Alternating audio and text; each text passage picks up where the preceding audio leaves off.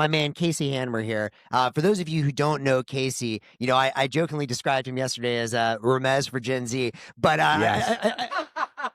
I said that somewhat tongue in cheek, but Mez is the guy that first solar pilled me, that got me to see scaling laws all the way back in the early 2010s, where I realized, why is no one else seeing this? This is very obvious. It's like Moore's Law, bet the farm on solar, although it was tricky to figure out where to monetize that, which something we'll talk about. And then number two, you know, I got obviously into my Bitcoin energy money stuff, which I still am very into. You guys know all about this.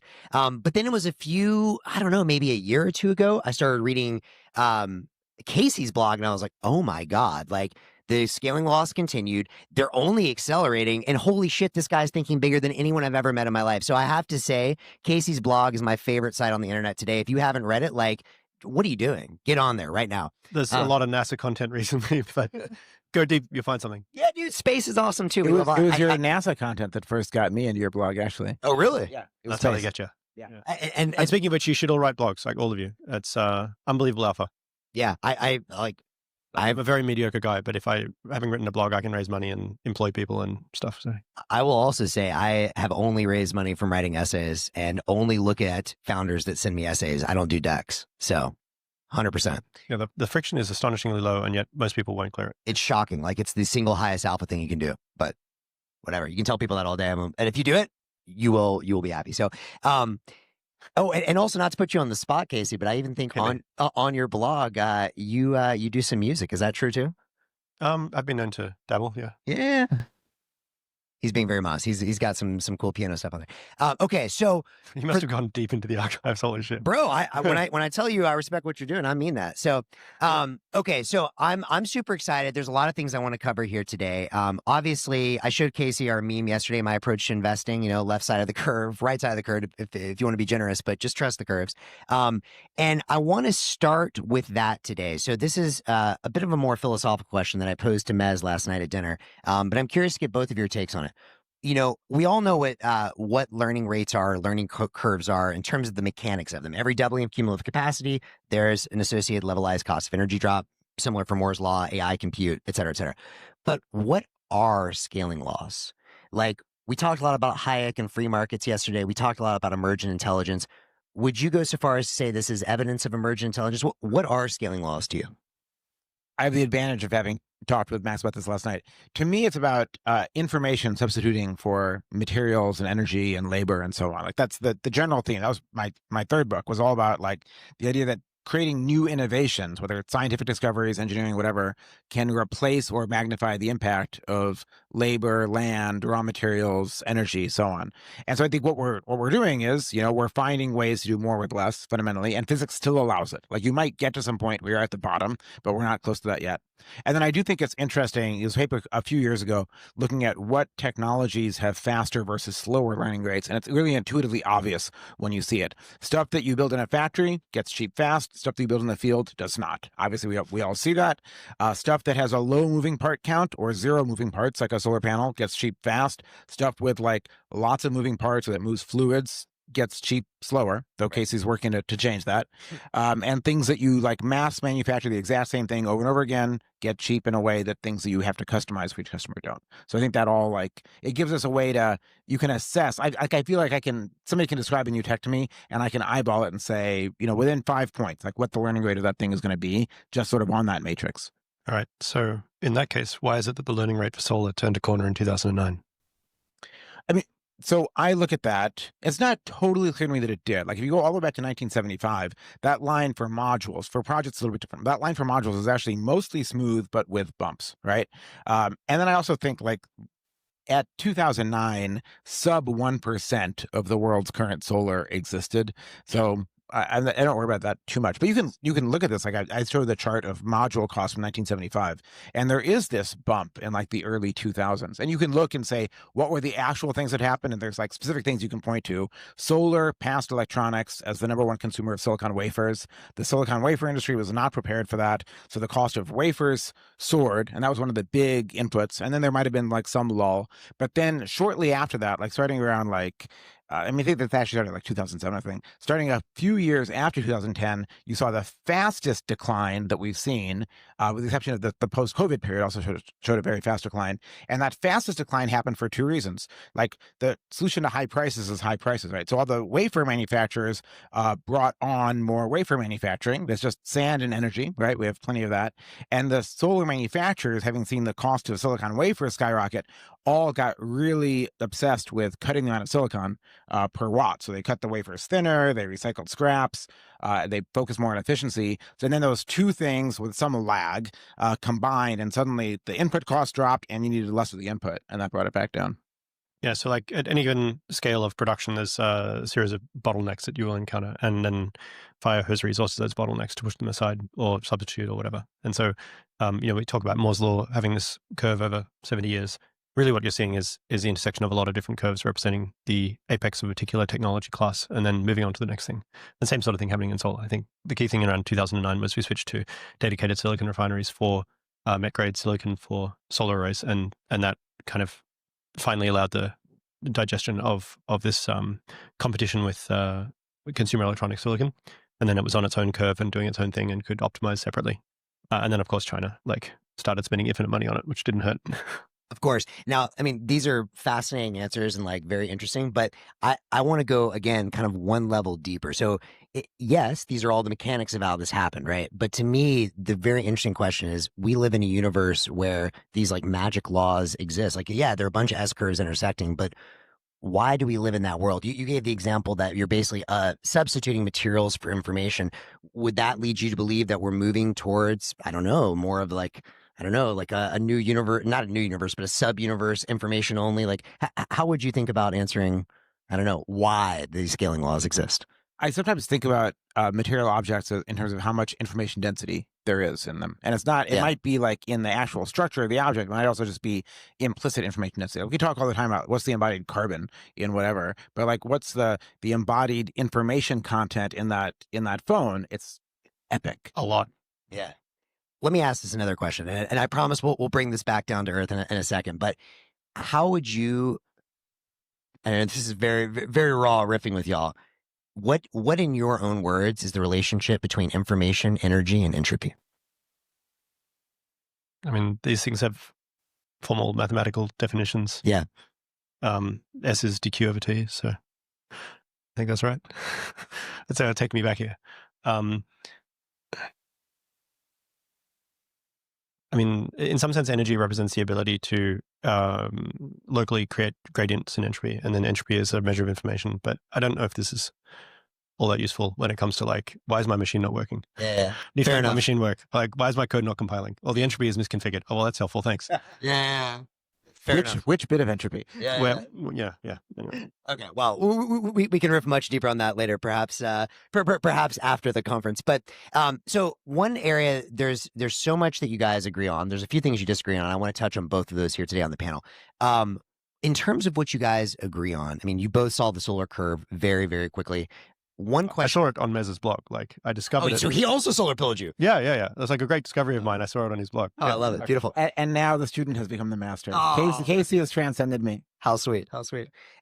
So my first question to you guys is, how far can solar go? So look, we talk about these curves, but obviously every curve, eventually plateaus as an S curve. Where are we on that in terms of solar? How cheap can we got? I like to think in terms of levelized cost of electricity. So per kilowatt hour, how cheap can solar actually get at the limits? Well, so we think dollars per kilowatt hour, but at the end of the day, our ability to produce things is fungible in electricity. And so, energy money being a thing, it's more it's more meaningful for us. If you look at inflation, for example, actually the price of oil over time, for example, over 200 years has been pretty steady, on a dollar basis. Why? Because fundamentally the US dollar is denominated in oil, and actually more specifically the US economy's ability to produce and then digest oil. So it's kind of like a time derivative. And it's basically the same thing, except solar is moving into that position. And so I can kind of draw a graph and say, well, the levelized cost of electricity is going to continue to fall like this. I actually don't think that's the case. I think that it will fall until solar becomes the default energy system of record for producing oil, at which point it'll basically level out. But everything else that is denominated in dollars will continue to fall, right? So that's just kind of a little bit of marginal kind of disputation there. But in terms of like physically, there seems to be this idea, well, just wait for the top of the S-curve. Just wait for the top of the S-curve, bro. It's going to happen this year for sure, bro.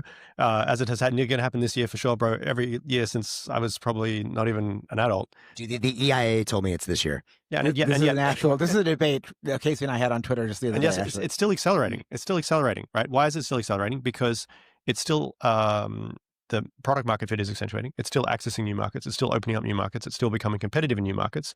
At the same time as we're in this potential like AI takeoff scenario, early days of an AI takeoff scenario, where the amount of GDP that's generated on Earth and in Earth's environs will be overwhelming. Like an ever-increasing percentage of our overall GDP will be generated inside the AIs in a domain of pure energy and pure information computation in silicon, talking to silicon. And there doesn't seem to be a ceiling on how much bad poetry the AIs will want to write. And how much GDP they can generate doing so. And so the meaningful question is like, well, how much silicon is accessible in the light cone? And you don't need silicon, actually. You can make like tolerably good semiconductors out of pretty much any rocky material. Yeah, that's a good point. And so, the Earth weighs 6 times 10 to the 24 kilograms, and about half of that is silicates. And most of the inner solar system is pretty rocky. So there's plenty to go around. I don't think we're going to hit that ceiling anytime soon, right? In terms of like saturating demand for power in our grid, in the next couple of years. But in terms of saturating demand for off-grid solar-powered AI data centers or oil production or something, we could easily go 10 or 100x from where we are today without breaking any laws of physics. So what I'm hearing is that Dyson Sphere counts as off-grid. Yeah, I believe we have a Dyson Sphere maximalist here with us as well. I'll try to give a very prosaic answer. If the learning rate of solar at a project level, not the module, is, let's call it 30%. Sure. That easy way to do that math is that every 2 doublings of solar should drop the cost by about a factor of 2. Yep. Solar is about 8% of global electricity right now. 4 doublings would make it 128% of global electricity, which is actually not super insane if you imagine that with electrification of transport, electrification of heat, and growth from developing world rising and AI, that might be like actually just like synthetic fuels. Like fuels, as somebody next to me happens to be working on. That's right. So let's call 4 doublings like something that you can see your way to. Yeah. That should mean like LCOE. I'll ignore for a moment the legit questions of what dollars are denominated in. Should get down to like, half a cent a kilowatt hour in the sunniest parts of the planet, and maybe like a cent a kilowatt hour in Missouri. That sounds about right. Interesting. And by the way, I just want to note, since Casey and I discussed this briefly, but we had obviously a lot of discussion of this yesterday. That's sort of the Bitcoin review, is that eventually everything is denominated in energy-backed money. First it was gold. You could argue this one's effectively oil. In the future, once it fully monetizes, that's going to be the way that we measure what solar is worth. But there is another question about how far can it go. That's how cheap it can get, but then it's how far in penetration it could go. Okay. And so this is actually the thing where we bump up each other on Twitter more often. And for me, the challenge is not. It's a bit spicy, guys. This is going to be spicy. It gets spicy. The challenge is not solar cost. The challenge is become one like storage cost in winter. And then things like permitting, land use, blah, blah, blah, like all the sort of real world constraints. So the challenge is in New York, right, you have about a third as much energy hitting the ground in January as you do in July. So you could, like, economically, you can actually triple your solar overbuild. That's actually not a problem. Yep. Land use and permitting, like actual land use, if I was setting like land use policy, it'd be fine. But in the in the actual world of who gets to determine land use, that becomes a problem. How do we get you in the Department of Energy? Well, I wasn't born in the States, so I can't be president, but I am eligible for emperor of the United States. Good. I think Elon's got to seed that, but okay. Oh, you're right. Shit. But the other challenge, maybe the land use problem is one, but maybe the harder challenge, and by the way, in London, that number is 7-1. The harder challenge is that like the 75th percentile string of cloudy days in New York is like 10 or 11. And so scaling storage out for 10 or 11 days is with battery storage, because Casey will have a good answer for this, I think, is currently like not economically plausible, because with batteries, basically the unit cost is capex of the battery amortized by a number of cycles you get out of it. So if you got 365 cycles out of it, great. If you got 30 cycles out of it, you 10 times the cost. But the guy next to me might have an answer for that. Well, before we get into that, because I want to hear about that answer, but let's just talk about way up today. So there's many different ways, obviously, to store energy. Synthetic fuels is a great one, but just with the battery chemistries that we have today. So let's focus on lithium ion because that's what's coming down the curves. If you want to focus on another chemistry as well, that's fine. But my rough understanding is we've seen similar learning rates, a little bit less steep, maybe 25% for batteries. That's fair. But batteries are being deployed faster, so you're getting quicker doublings because of Tesla and all these whatever base power, all these. Yeah, see, batteries have a faster CAGR now, but solar had a 40% and even 50% CAGR at some point. So like batteries are the new solar. They're still smaller in capex, but they're going to grow. But I would expect that their CAGR eventually slows down somewhat too. So my fundamental question is, let's say you want to get to let's call it 12 days of storage to be conservative. If things keep on those same lines for the next several years, is it fundamentally theoretically possible that we could get batteries cheap enough and overbuild enough that solar plus storage for 12 days is still, let's say, at sub 3 cents a kilowatt hour? No, not with lithium ion. It's just really impossible. Like with lithium ion today, what's your LCOS, if you will, is on the order of like at least several cents, and that's for daily or twice daily cycling. So if you go to 12 days, you get maybe, let's call it 10 cycles. Sorry, let's call it 30 cycles a year. So like 10 times the cost, you've got like a 60-cent LCOS or something. So, So the answer in industry is like in batteries, we often just like lump them together like kilowatts, kilowatt hours, and there's like lithium ion has some attributes that sort of match things up. But what you want are storage technologies broadly, where you separate the cost of power, of like what's the peak power you can put out versus the cost of energy that you're storing. Syn fuels are great for that, but that's why you also see things like iron salt flow batteries, or what Form is doing with basically storing energy as rust with iron air, because there the chemical cost per unit energy is super, super low.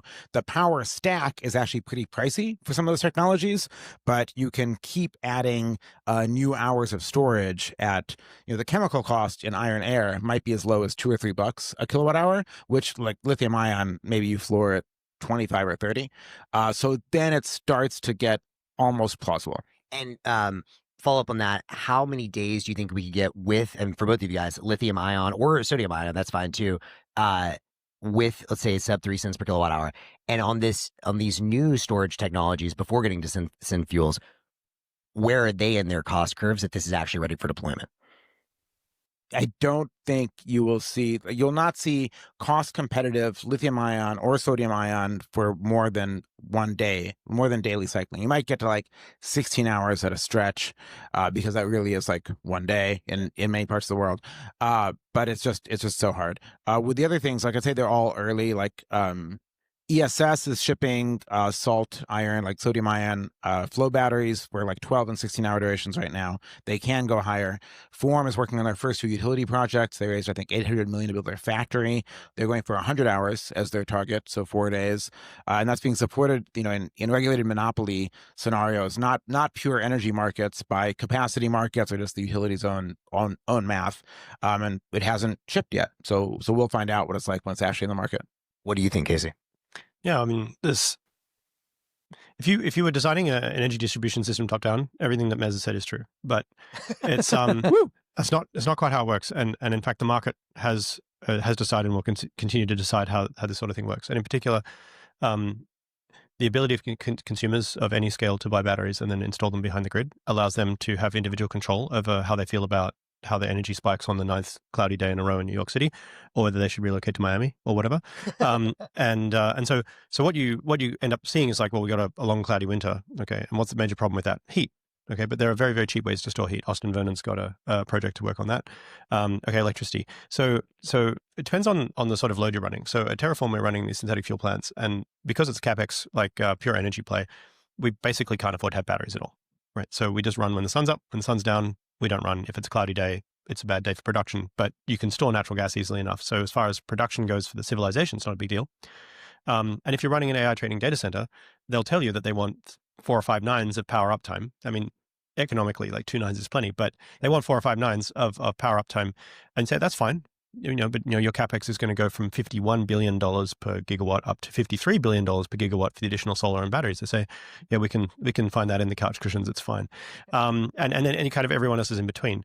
And so I think the situation that we will find ourselves in, and we certainly have already found ourselves in the electricity markets, which allow, say, more responsive pricing, is that you'll have solar and batteries, and that will enable well under 3-cent power most of the time.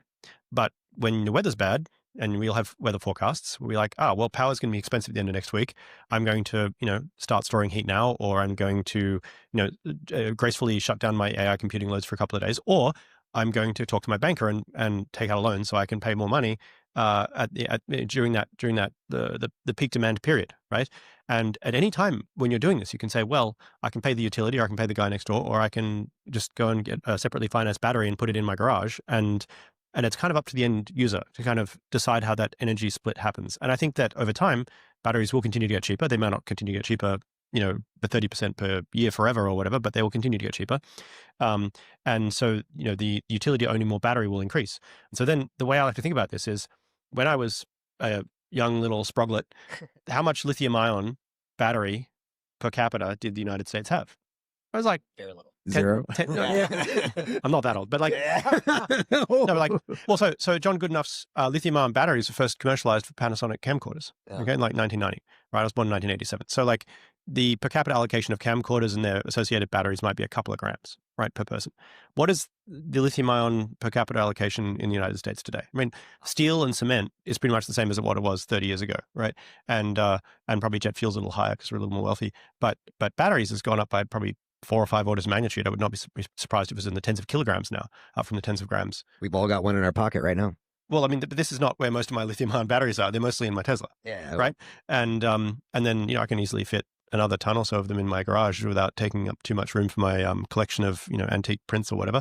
So and I'm not really constrained in terms of my ability to go and buy batteries where it's infinitely fungible and composable and so on. I can add more batteries, take them out, sell them, whatever.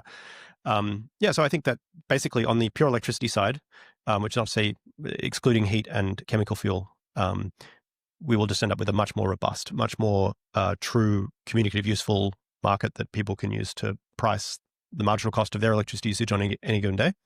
And that is what will ultimately continue to drive battery adoption and the steady reduction in power costs. But I do think that this will, 10 years time, 20 years time, it will not look much like the grid that we grew up with. Sure.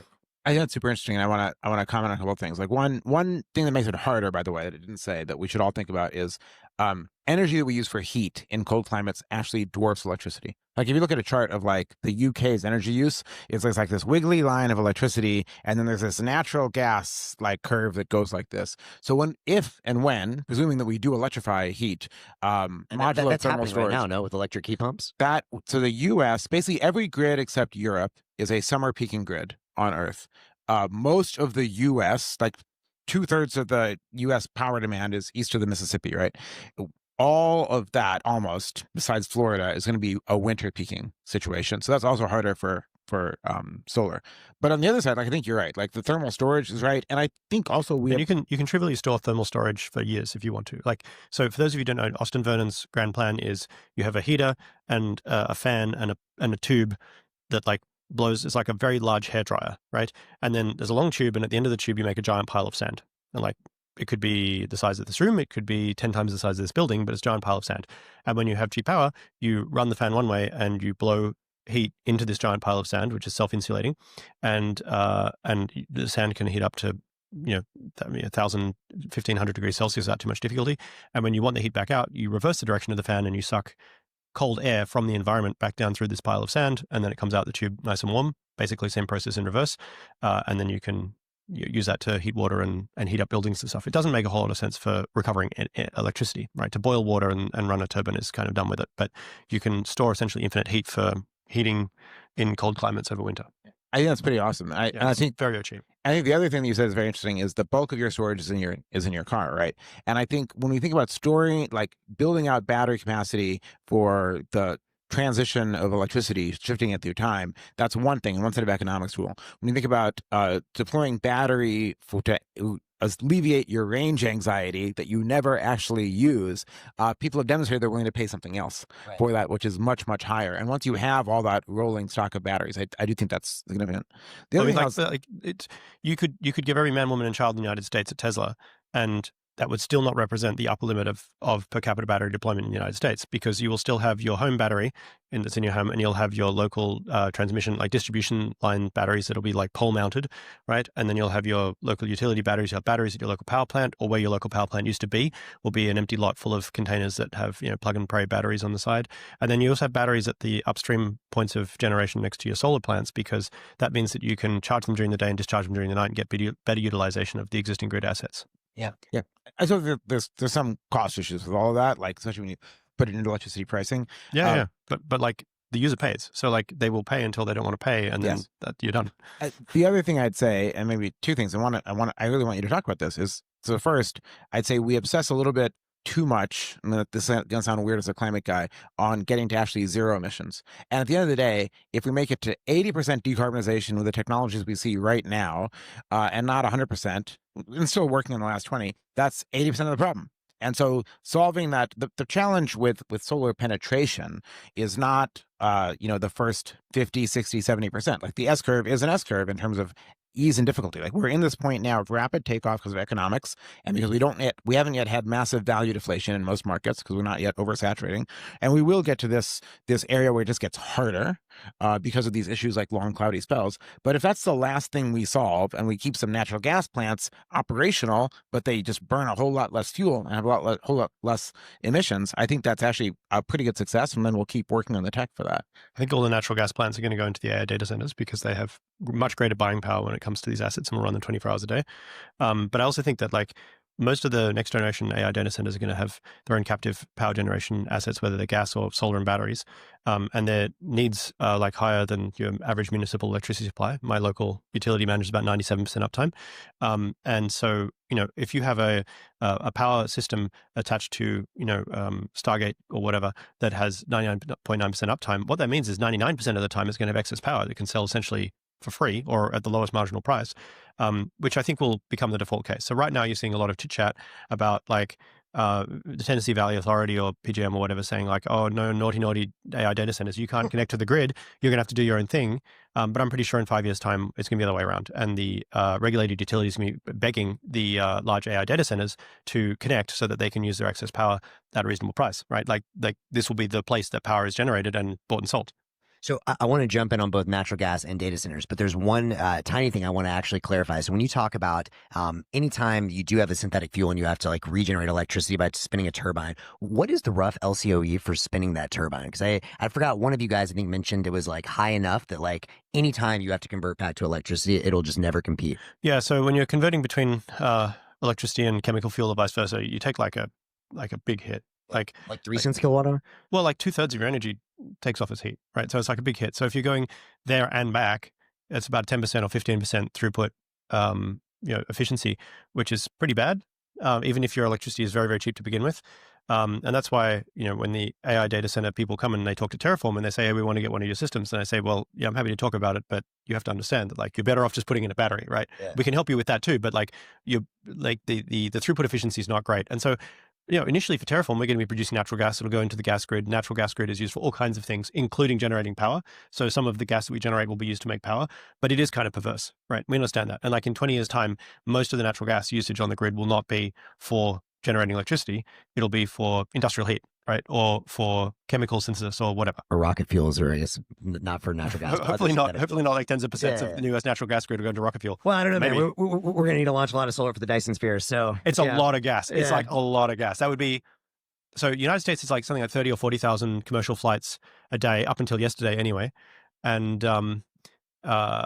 if we had 30 or 40,000, we both have to fly home today. Too soon, bro. So. Yeah, if we had 30 or 40,000 Starship flights a day, it's time to rent a car, guys. A meaningful fraction of U.S. natural gas production, just to give you an idea of the scale. But like right now, we have 10 Starship flights a year or something, and that seems pretty excessive. Okay, so there's a ton I want to go on that. I do want to touch on the AI data since we're here. I don't know if this is explicitly clear to everyone. If you haven't, read what Casey is doing, what he's focused on right now is taking sunlight and converting it to synthetic fuels like natural gas, right? So when we talk about natural gas, the reason we're doing that is he's basically, we'll talk more about what I consider modern day alchemy, but effectively taking carbon dioxide and water and turning that into methane. Yep. Yeah. Okay. Yeah. So sunlight in there. Yeah, so there's a lot there that we can explore. Super, super fucking cool. But I want to touch on the AI data center thing because that is the topic du jour, and that's what we spoke so much about yesterday. So we actually have one of the authors in the room of the off-grid paper. Kyle was here somewhere. Oh, there he is. And Kyle did a lot of the land use stuff. Casey, you were sort of an advisor on that paper, contributor, whatever you want to call it. And so, generous. Yeah. Dissenter, which is what I'm going to get with. So the TLDR from the central authors of the paper was, listen, guys, we can build gigawatt scale, which we spent a lot of time talking about this yesterday, but gigawatt scale solar and battery powered data centers. Great. But they said, to your point, Mez, maybe 20%, 10% backup. Like, it's just better to be connected to places where we can get natural gas, or maybe we can just buy natural gas from Terraformer that's cheaper. However, my understanding is you were a dissenter and you said, nah, guys, 100% solar and storage. Why do you feel that? How big could that scale? Could you get to terawatt scale solar plus storage off-grid data centers? Yes. You heard it here first. That's it. Mic drop. Go on. So if you just say adopt as a constraint, like, oh, what if I was trying to do an AI data center and I happen to be in Hawaii and I don't have any natural gas, or I can't get a natural gas turbine? What do? Do I just have to like eat rocks all day? No.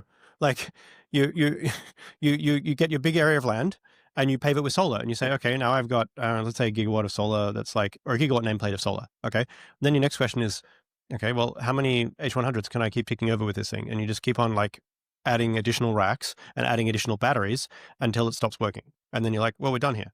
And I ran the simulation. You can do it in Microsoft Excel if you really want to, but I did it in a slightly more comprehensive way because I was interested in doing this simultaneously for every location on Earth. And yeah, it just turns out that roughly 10x overbuild of solar and batteries with respect to your overall load, and you get 99+% uptime pretty much everywhere except for the UK. So again, bad luck. The UK, they should be really focusing on nationalizing or like localizing the wind industry. But yeah, time for Mayflower #2. Come over here. Yeah, I don't think we should let them.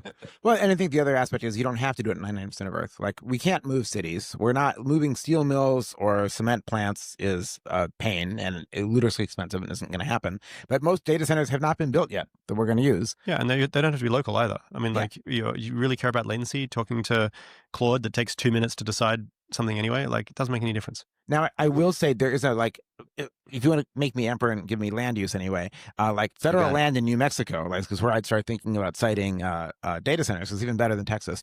But honestly, there's even because of irradiation or what? Because of irradiation, and again, the number of cloudy days metric is actually, it's sort of a hidden metric that we don't look at very often. It's actually in many cases more important, and the seasonal variability is actually more important than the like total sunlight hours per year.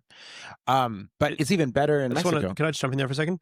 It actually, like, the amount of sun doesn't matter all that much. Like, once you're in a sunny place, it doesn't matter all that much, because at the end of the day, 10% more solar or 10% more batteries against the cost of 100,000 H100s is in the noise. It doesn't matter. Yeah, I largely agree.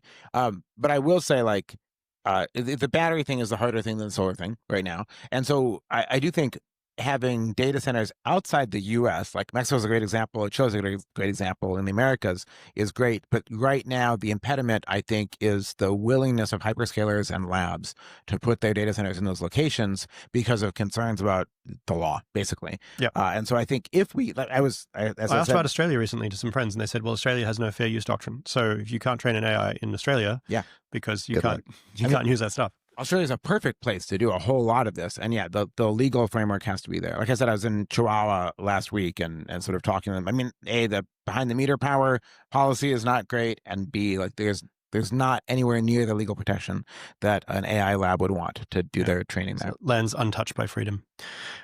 Which, by the way, I mean, so that's something we talked a lot about, is like the whole thesis of this is the Hayek, right? Sly roundabout ways to make this thing happen. But I guess one question, like, if you take this, a lot of your writing, both of you guys, if you take these things to the limits, and I do think markets, I generally agree with you, markets like solve basically everything. But, if you ask the question, everyone freaked out. I remember reading the Nick Bostrom book in 2014. I only read half of it, and I was like, I gotta put this down because this is freaking me the fuck out. Like, it was, I was a young lad back then. It was not good for my sleep. And I was like, fuck, we're all gonna turn to paper clips. This is really dangerous.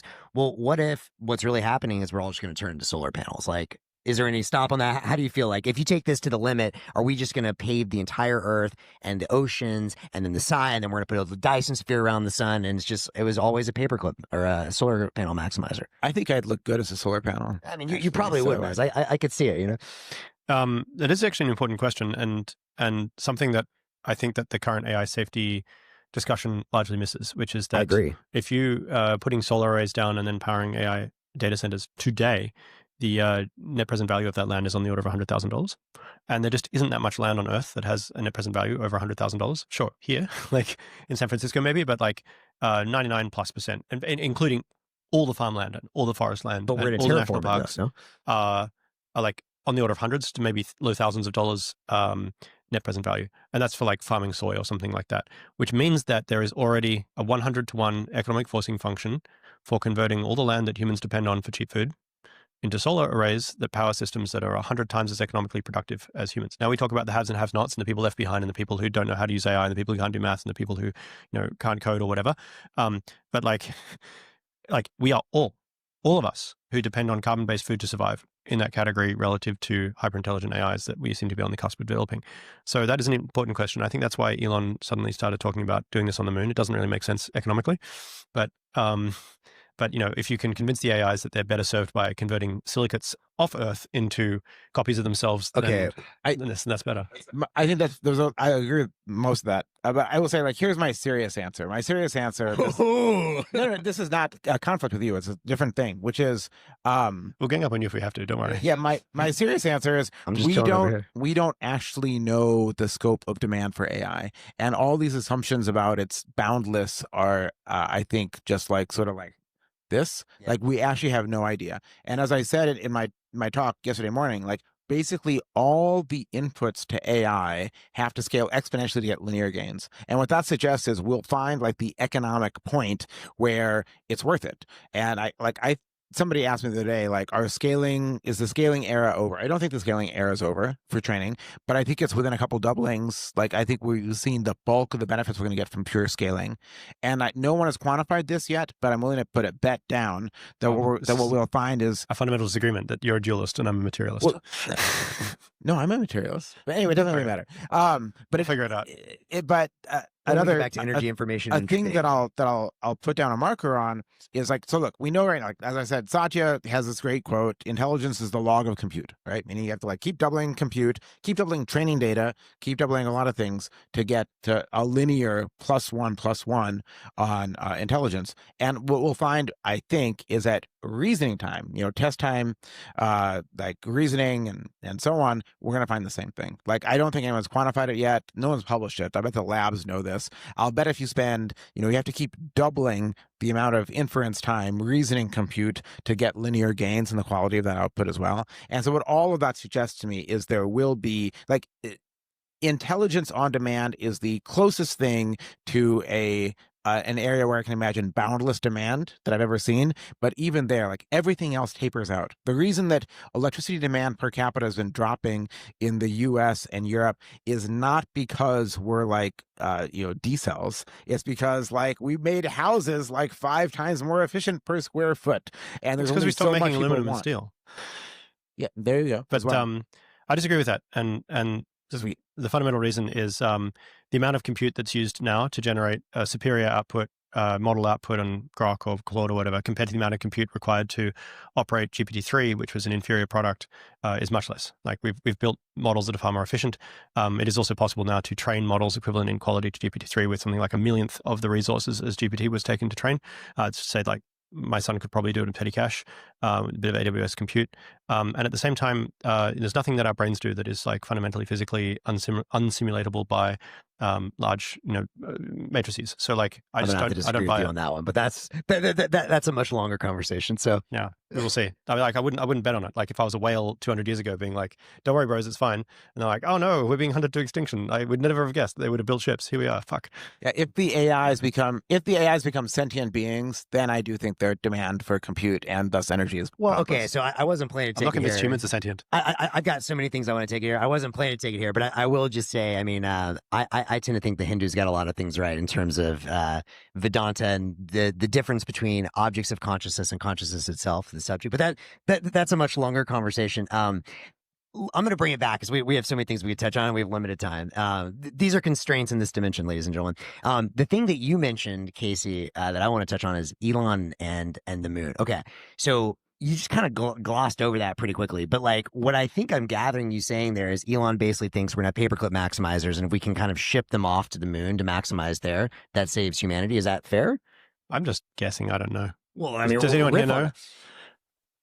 Yeah, I mean, like, I don't like get on the phone and chat to Elon, talk about stuff. Not yet. No, there's a lot of chit chat in the last couple of weeks about doing AI in space. I don't think it's a great idea. We're gonna have a panel on it right after this. So okay, well, get your full. You can skip that. Just go and get food. It's a bad idea. I love the hot takes. Well, in my opinion, but if you did want to make a play at it, it would help if you had a rocket company that was basically effective monopoly, and you also had enormous quantities of orbital assets that were already functioning, and basically just had a like expansion slot you can drop a GPU card into. And I do think that if you were operating Starlink, you could put a number of H100s on each satellite and make money in the process. Well, it's funny you mentioned that because but just not as much money as you would make if you put them on the ground. Well, you should be my new homie here, Calvin from Dyson Labs, who's going to be putting ASICs in space very soon. So we're better. Yeah, our belief is basically we can just mine Bitcoin in space and then bring down launch cost or bring down the amortized cost of having satellites out there. But that's a much longer conversation. You guys should chat after this. That's way too advanced for me. Yeah. Well. Oh, wow. Didn't expect that one to come. So a couple other things that I want to mention to you guys. One other thing while you mentioned Elon, I want to ask, since I have both of you guys up here, I've joked that there are very few people, most of the world, it seems like big tech, big business just can't seem to grasp their head around this, but Elon does. Elon is the one solar maximalist who's saying, I need a terawatt of compute. I need to build this. Why do you think so few people recognize that? And I'm going to give a shout out to my guy, Shrep, yesterday, who asked me why I thought, most people in big tech were not thinking big enough. He is, so I'll give him the shout out. But besides Shrep and Elon, why does no one see this? I think some others do. I mean, I think Sam does. I think Dario does. I think a lot of people that are in AI are thinking that way for sure. But specifically Not now, but a year and a half ago, they're all about SMRs. Exactly, they're all SMRs. Let's do something crazy. Yeah, let's do that. They're just like, give me energy. Period. Yeah. Yeah, but to me, these are like such very obvious alien laws. We've been watching this for 15 years. Like these dudes are like the titans of industry. Like what's going on? Groupthink, probably, like basically like the market for ideas is not super efficient. I think they also just at some level they don't care. Like, give me power for my thing. Power is a means to an end, which is AI. And Elon has been a clean tech entrepreneur, so he's been in the weeds. Like his cousin founded Solar City and he bought it, so he's had a reason to think bailed it about out. I remember he bailed it out. True, just like AI bailed out Twitter. Yeah. But in any case, like he's spent some time on this, right? So. Beautiful. Okay, so a few more things I want to touch on while I have you guys here. One thing is you kind of talked about the bottoms up grid versus the top down. One area that you guys do debate a bit on, and this will be the last debate, and then we'll finish with some things we all agree on. HVDC lines. So one fundamental thing that you guys have discussed, and I think I kind of already have some of your answers from some of the weather stuff, but the TLDR, as Casey says, solar storage gets so cheap. Most things are local. Maybe you have local transmission or whatever, but like we're not going to need the HVDC lines. Mez is much more in the camp of no, HVDC lines are still on a cost curve, and we can better deal with weather, and we should have continent scale grids, and then eventually I'm going to put words in your mouth here, but a Buckminster Fuller style global grid. I mean, yeah, big government statist says he just wants to strengthen eminent domain. No, I think would that's under my I'm control. shocked we haven't seen eminent domain. No, yet, I'd say, look, here's what I'd say. Like, you have problems in various parts of the world, and they're not the U.S. Southwest or Mexico or MENA or even India, but you have problems in various parts of the world that are defined by these, long cloudy stretches in winter, and the fact that we're going to electrify that heating load, where you got to do something. And so what I was saying earlier was, hey, getting to 80% decarbonization is, you can do a whole lot. That's 80% of the way. But when you start talking about, I want to get to 3 nines, 4 nines of reliability of the grid and all of it clean, then you start needing, I think the most economic path is something other than solar and batteries as we have them today. And a macro grid, a continent scale grid, and you really don't need to go beyond one continent for the most part, but a continent sized grid is for world one of the peace. tools. That's very convenient, right? Just what a coincidence that it just so happens that the quality of our technology in 2025 exactly matches the continental scale of the United States. No, it would be actually awesome. Like if you could go economically cross-continent, and certainly people are trying. I think it benefits Europe the most. The U.S. has a pretty good sunlight in the Southwest, is why you don't really need to worry about it, and we have a great wind resource in the Great Plains. But so you end up needing to do something, and that something is, in Jesse Jenkins' words, you can call it clean firm. It can be fission, it can be fusion, it could be advanced geothermal that you can site in more places. It could be chemical storage, it could be new generations of batteries like iron air, or it can be transmission. And so you've got like some variety of axes to move on, but I don't see us getting to a reliable grid that's 100% solar and batteries by itself without you hit the cost of that last couple nines goes like this is what it looks like. And so you end up having to want to do something else. And so the reason I'm Casey and I were just arguing about nuclear policy online. And look, I'm pretty skeptical about We're just engagement farming, just so you know. So, come follow us both. He runs my account half the time. They love each other deep down. But it's look, I'm actually a skeptic on fission. Like I'm depressed, and I think the nuclear industry in the U.S. sucks, if I'm completely honest. But I'm also somebody who believes that if you want to decarbonize, I believe in some humility about energy futures, even though I've been largely right about things. And I'm like, let's put multiple chips on the table, because some of them are going to fail. So we should invest. I think SMRs have a lot of problems. Let's invest in SMRs. I think big scale reactors, the industry could be fixed if we did the right things. Let's invest too. We've got 55 fusion startups. Awesome.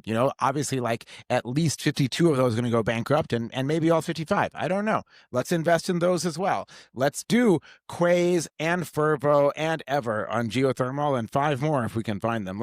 And let's do iron air batteries and whatever. Let's put them all down, because at the end of the day, those, especially the early stage investments, and let's spend $100 billion here, $1 billion there, or $10 million here to get somebody started, are tiny compared to the scale of the challenge and the scale of overall global energy spending. So let's do it. Yeah, I disagree. Yes. I'll tell you why. It is true the United States is ridiculously rich. So it's not so much that we're capital constrained in our ability to hand out $100 million checks to be try this, try that. But we are labor constrained. We are talent constrained, right? How many brilliant people are now spending their lives working on stuff doesn't matter. This is the thing that I hate most about by far the what most. NASA's been doing, right? They've spent decades and decades wasting brilliant engineers on pointless stuff. Okay, so when it comes to grid transmission and batteries and stuff, I just kind of looked at the math and I was like, well, these are actually the same kind of thing, right? Transmission is moving power through space and batteries moving power through time. Now, how do they compete? What is the marginal cost per kilowatt hour delivered, here and there and everywhere? And it just became clear that if you're in this situation where every year the battery factories are churning out more batteries and your per capita allocation of batteries is increasing and more people are getting more batteries, that they're directly competing against transmission. And because transmission is a very high upfront cost and then a long period of amortization, and in particular with renewables, you need a long distance to get decorrelated weather. That batteries are actually really strong position to compete here, because as batteries get cheaper, the distance you need to the distance over which you can build a transmission line and even hope to make any money at all over say 20 years gets shorter and shorter, which means your decorrelation drops off. And eventually, it's pretty clear as a stranded asset. And when I first kind of dreamed this up 2 or 3 years ago and wrote a blog post about it, which was maybe less comprehensible than it should have been, I thought, well, I don't know, how do you test this? How do you test this in the wild? And then eventually I realized, well, battery deployments are growing 40% year over year and the grid is shrinking, right? The market has decided. And you can say, well, it's regulation this, regulation that. I've heard enough blaming regulation stuff from nuclear bros to last me a lifetime. At the end of the day, if the civilization wants electricity, you have to get it some way or other. And it turns out that regulation does impose costs, and regulation exists because people like it that way. Like the reason the NRC is like heavy-handed about nuclear is because no one wants a nuclear reactor to melt down next to them. Fair enough. And so you could say, well, I imagine a great future where, like, I don't know, JD Vance, the second presidency of JD Vance is like, we're going to make absolute maximal eminent domain. Anyone who wants to build a DC power line can like basically like claim title across the entire country. We're going to crisscross it. We'll build high-speed rail while we're at it.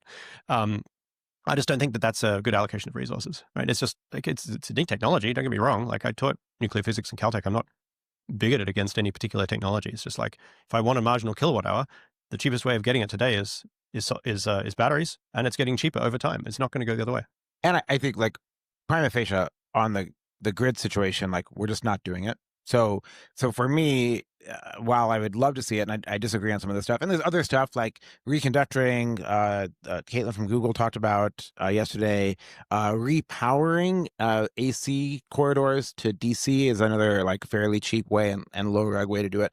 But we're not going to do these things, is what we're seeing. Not right at scale. now. Like here and there, people will do them, and it makes a big to do about the fact, oh, we finally built a transmission line in Texas. Like, Yeah. Congratulations. But I still think the floor price of batteries as we know them today still causes this phenomenon of like the hockey stick of cost towards the end. So I'm still motivated around clean firm. Though I've made zero investments in clean firm myself because they're hard to invest Revealed in. Preference, people. It's like they're freaking hard and they're capital intensive.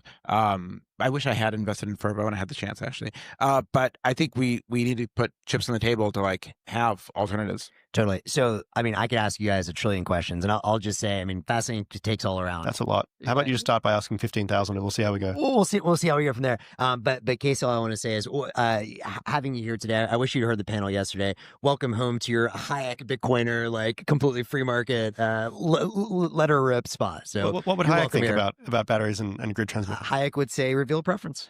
Exactly. Yeah. Emergent intelligence. That's what it is. So, okay. So there are a bunch of things I want to ask. Guys, maybe we have time for one or two questions from the audience. If you want to ask questions, maybe get those in your head. My final question to you is, I think something we're all going to be super excited and agreeing about. What you're working on, Casey, with the synthetic fuels, you're starting with natural gas, but there's nothing in principle. You can do this with green hydrogen. You can do this all kinds of things. You know, you wrote a blog post that I loved called "The Solar Industrial Revolution is the Biggest Investment Opportunity of Our Lifetime." I agree with that. And I think it's crazy that more people are not betting on this. So for both of you guys, if you imagine we're getting solar sub 1 cent per kilowatt hour, and now we can do desal, we can do creation of all kinds of synthetic fuels, we can make really cheap cement. My question is twofold. Which of those are you guys kind of most excited about? Like, paint for me. Mez, for those of you who don't know, is a Hugo and Philip K. Dick Award winner. So this man is a real science fiction author. Help paint for me, like, what does the world look like in 2050 with free energy? And as I put my investor hat on, I'm curious, which of these, besides obviously Terraform, which of these industries do you think are the most economically lucrative to go after with free energy? I mean, fuels is obviously the elephant in the room. Like, it's absolutely enormous. Yeah, it's like $10 trillion a year. Cement too, though. No, cement's massive too. Cement's like what, a couple $100 billion. It's a couple of percent. Yeah, fuel is right. Like there's wealth. Like, and there's some very rich people in this room. Okay, and then there's like the 1,000th Saudi prince level wealth. Okay, it's a completely different planet. Fuels is what it is. Yeah. Casey's talked about desal and some like really ambitious desal projects as far as it's more a humanitarian project. Yeah, right? exactly. It's a philanthropic project. It's like, why don't we make the Salton Sea less bad and then build another Californian city there and then have a place where people can live and like cheaper living and stuff. And there's a proposal for like a new inland sea in West Egypt, actually, that would also, and you could make that a lake that's freshwater. Like, my answer is really quite prosaic, which is compute is actually the number one thing, because I think that's everything else actually runs into some constraints that are challenging. And I'll talk about how Casey's solving them, one of those constraints, a lot. But compute is the thing where you just have the highest ratio of value to the input. And as I was saying yesterday, like, energy, the cost is not the issue, but energy is still the bottleneck for compute. But I will say, like, on a lot of these things, we talk about like the cost of energy will bring the cost down a lot, but that requires innovations and new processes that are much lower capex. You look at it, and as well as some other issues, like you look at desal. People talk about desal a lot. With current energy prices of $60 a megawatt hour or $50, like they actually just have natural gas plants on site in most large desal facilities. The energy is half of the total cost, and so if you bring the cost of the energy down to zero, which we won't because of distribution and transit, whatever, you've only lowered the cost of the desal by half, which is like great. That's great. But I think we have to think about the fact that most of these processes are not as dominated by energy as people think. There's a large capex component. And I think one of the brilliant things about what Casey's doing, there's actually two brilliant things that I love about what you're doing with Terraform. Not just one. Well, one, I think that I'm ready. one is just having a low capex way to do the synthesis is like, that's vital. If you, and I think this is a case where Casey did follow the curves. If you assume that the curve of energy is going to go like this, then that's exogenous to you. Other people, this whole industry and battery industry are just going to do that. Then you start thinking about, well, how can I shrink the cost of the capex of the process, even if I make some other compromises? Like I think pressure is one, for instance. Lower efficiency. Like why would I put money into efficiency if my fundamental factor of production of energy is getting cheaper? I should actually be trying to sacrifice efficiency to save cost. So I think that's the way to think about it. If you want to think about cement or steel or desal, like what can I do to lower the capex of the process, even if it's less efficient or even if it has other annoying characteristics, to take advantage of this cheap energy? So you don't lower the capex, it won't matter. Then the other thing that maybe is less generalizable to this is, a lot of people were talking about synthetic hydrogen 5 years ago. And I think, and hydrogen is a bitch. I mean, hydrogen is just like, it's hard to contain, it's hard to transport, it's expensive, it corrodes steel. If you put it into a pipeline, while you think hydrogen has high energy density, the energy density per like a volume is actually much lower than methane. And you haven't built a pipeline. So part of the reason that EVs took off is because they could tap into the grid that already existed. And I think one of the things that's really smart about Terraform is there's an existing set of infrastructure of pipelines that move natural gas around the country, of power gen, of facilities that use it.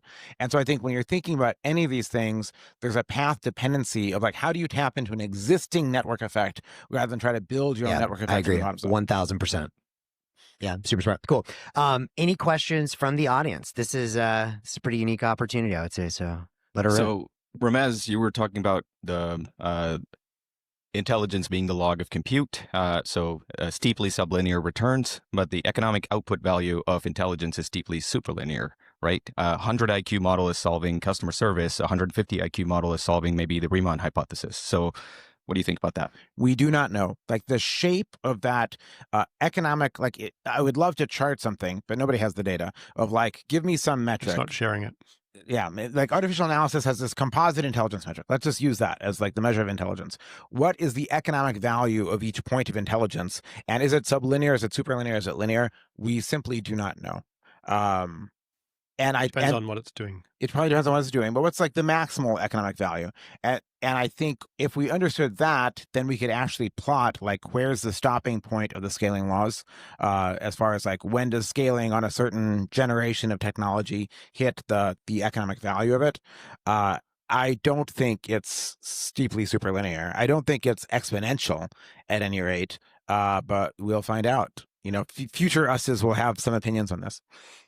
I also think it's like challenging, right? Like, because you have so many feedback loops between different curves, and it's like really difficult to predict, right? Like if you're solving these like, fundamental breakthroughs in physics, I mean, like at some point, I mean, you get to the singularity, right? It's called the singularity because we don't know. All right, we're very into AI. I am skeptical. Like LLMs are amazing mimics. They are amazing at doing things that are in distribution. And they are great helpers for leading researchers and so on. We don't yet have any evidence of them really reaching out of distribution into like entirely new domains. So most humans are also pretty terrible at going out of distribution. I totally agree. But I'm just saying, like, is it going to discover new physics? No, it might match the skills of top physicists. Einstein came up with relativity with thought experiment. And the LLMs don't do that. Well, they mimic what people like Einstein have written down. They don't like actually try to visualize what it's like to be moving at close to the speed of light, which is what Einstein did. One thought I'm curious about y'all's take on this as a follow-up to that is I kind of agree. I'm pretty skeptical on LLMs by themselves. And yet one of the slides I showed yesterday was a picture of Hans Moravec. When Hans was making his predictions, he didn't know what the algorithms were going to be. There weren't transformers, there weren't LLMs. And so to me, I'm kind of like, I'm not too worried. I think the algorithms just appear when they need to appear. And as long as we throw the data in the compute, I mean, how many times do we need to get better, less, and build? Like, what do you think? That's the dualist on the panel. I mean, I don't think they disappear. Yes. I do think the economic scale of investment in AI, economic scale of consumer and business desire for it creates more incentive to do more algorithms research. But it wasn't just, it was the transformer model. And the transformer model is still like, it's amazing and it's still horrible. Like the rate at which these things learn is still like abysmal compared to how fast humans learn and so on. So there will be future algorithmic breakthroughs, but they're much harder to forecast than the cost of solar. Well, okay. Anyways, I think they're going to happen, but who else is, yeah. Hey. Yeah. First of all, thanks guys. This has been awesome. As we were working on the off-grid AI paper, one of the critiques we kept getting is like, if this is such a great idea, why is no one doing it? First thing was like, okay, it's trivial. So it's like, okay, Reasonable. like land is the constraint. And like, as we were writing the paper, we were like, well, the value of a data center is like an order of magnitude more than like the value of a solar project standalone, right? So you can just pay off all of the landowners, you can find the movers and shakers in the permanent communities, everything. But like that's good in theory, but because no one's done it, like actually done it, there's like a lot of complexity around, well, like how do you get the capital behind this, right? Like who's going to take the risk of spending all the time to go out and negotiate with dozens of different landowners in all these different areas? Who's going to take all the permitting risk? So it's like practically, as you really like need to get the money behind it, no one wants to finance it. And as like someone who's scaling like a new type, like, familiar with like technology risk and first of its kind stuff, are there any differences between technology risk versus like the novelty of project risk? And I believe in like the long-term picture of the scaling laws, but like, can you paint a clear picture over the next 5 years of like, how do we go from Redwood and Crusoe off-grid solar and storage, 1 megawatt proof of concept to, okay, 100 megawatt off-grid system, given the constraints that I was just speaking to? I mean, I think all these things have required a sufficiently psychotic person to break through. Just kind of crush. Like you also like, it might not happen in the US. You see that UAA project that I showed yesterday, like that's base load power at a gigawatt, $6 a watt, still kind of pricey, but it'll come down. And so in the UAE, there's a lot of land and like permitting, like if the sheikh wants it, I don't think you really have it. Western China has amazing solar resources, also amazing wind. That China is building an HVDC grid to bring that to the coast, but that's another place you could do that. I mean, all of MENA, right? Like the Saudis could do it. Anybody in North Africa can do it. Australia could do it, but they actually have laws that probably make this hard. So I think you might see those types of projects spun up in jurisdictions that are not like the U.S. I just want to say I very much agree. We need a sufficiently psychotic person to do this. If you in the audience or you listening later are that sufficiently psychotic person that wants to build multiple gigawatt solar Let us data invest in you, centers, yeah. I'm ready to write a check on the spot. Have you tried using an LLM to do the negotiation with landowners? We actually do that. Yeah, for sure. I want to invest in this guy. All right. Yes. One more in the bag, maybe, and then we'll pop in the next panel. Thanks. Since this is Presidio Bitcoin, I think someone should ask a Bitcoin question. So does energy, in your opinion, ultimately get priced in Bitcoin and away from petrodollars? And if so, when? Yes. I'll let you guys go. Over my pay grade. I suspect not. Because you can make things with oil, but you can't make things with Bitcoin. Well, like plastics, our civilization, for example. Yeah. I think. I mean, this is definitely far beyond my pay grade, but I think that Bitcoin as a standalone currency has some problems with liquidity, and it's the most liquid market on the planet. Well, like why does HODL exist as a meme?